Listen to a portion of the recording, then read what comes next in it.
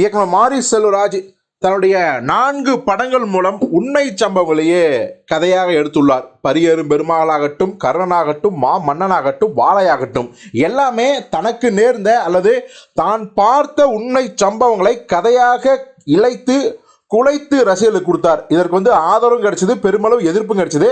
ஆனால் ஒரு ஒற்றுமை என்னன்னா 4 படங்கள் கமர்ஷியலாக ஹிட் ஆயிடுச்சு. இப்போ நம்ம கார்த்தியை வச்சு அவர் ஒரு படத்தை இயக்க போறாரு. இந்த படமும் ஒரு உண்மை சம்பவத்தை அடிப்படையாக கொண்டது.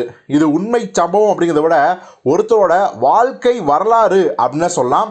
யாருடைய வாழ்க்கை வரலாறு அப்படின்னா மாரி செல்வராஜோட அப்பாவோட வாழ்க்கை வரலாறு தான் நம்ம மாரி இப்போ 5வது படம் கிடையாது, அடுத்ததா கார்த்தி இயக்க போற படமா எடுக்க போறாரு. இந்த விஷயத்த அந்த படத்தின் தயாரிப்பாளர் பிரின்ஸ் பிக்சர்ஸ் நிறுவனர் அவரே சொல்லிட்டாரு. அவர் என்ன சொல்றாருன்னா, மாரி செல்வராஜ் கார்த்தி சாருக்காக ஒரு படம் பண்ண போறாரு. அந்த படத்தோட கதையை எனக்கு ஒரு ½ அன் அவர் சொன்னாரு. ரொம்ப ஹார்டு ஹிட்டிங்கான ஒரு சப்ஜெக்ட். இன்னும் சொல்லப்போனால் இது மாரி செல்வராஜோட அவருடைய அப்பாவோட ரியல் லைஃப் ஸ்டோரி. கிட்டத்தட்ட அவருடைய அப்பாவோட பயோபிக் அப்படின்னே சொல்லலாம். ஸோ அவருடைய அப்பாவாகத்தான் கார்த்தி சார் நடிக்கிறாரு அப்படின்னு இந்த சிங்கம் 2, சர்தார், லப்பர் பந்து படங்களின் ப்ரொடியூசர் நம்ம பிரின்ஸ் பிக்சர்ஸ் சொல்லிட்டாங்க. ஸோ பொறுத்து பார்ப்போம்.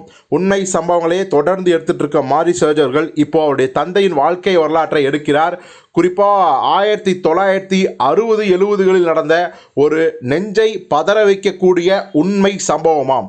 அவர் தந்தை ஃபேஸ் பண்ணிய ஒரு மிக முக்கியமான ஒரு சம்பவம் அப்படின்னு சொல்கிறாங்க. ஸோ இதை அவர் ஓப்பனாகவே சொல்லிட்டார் பிரின்ஸ் பிக்சர்ஸ் நிறுவனர். ஸோ இப்போ அந்த படம் கார்த்தியை இயக்குறாரு அப்படின்னா கண்டிப்பாக கொஞ்சம் கமர்ஷியல் எலமெண்ட்ஸும் சேர்த்துவார் மாரி செல்வராஜ். ஏன்னா எல்லா படங்களும் பார்த்தீங்கன்னா அவர் உண்மை சம்பவங்களையோ இல்லை வேற ஏதோ இஷ்யூ எடுத்தாலுமே கமர்ஷியல் ஆஸ்பெக்ட்ஸ் எல்லாம் கலந்து தான் அதை கொடுக்குறாரு. ஏன்னா கமர்ஷியலாக ஹிட் ஆகுறது முக்கியம் அப்படின்னு. ஸோ இந்த படமும் அப்படிதான் ஆகும். ஸோ இந்த இவருடைய பேட்டியை பார்த்ததுக்கப்புறம் கீழே பயங்கரமாக எல்லாரும் மாரி செல்வராஜ் கழுவி ஊத்துறாங்க.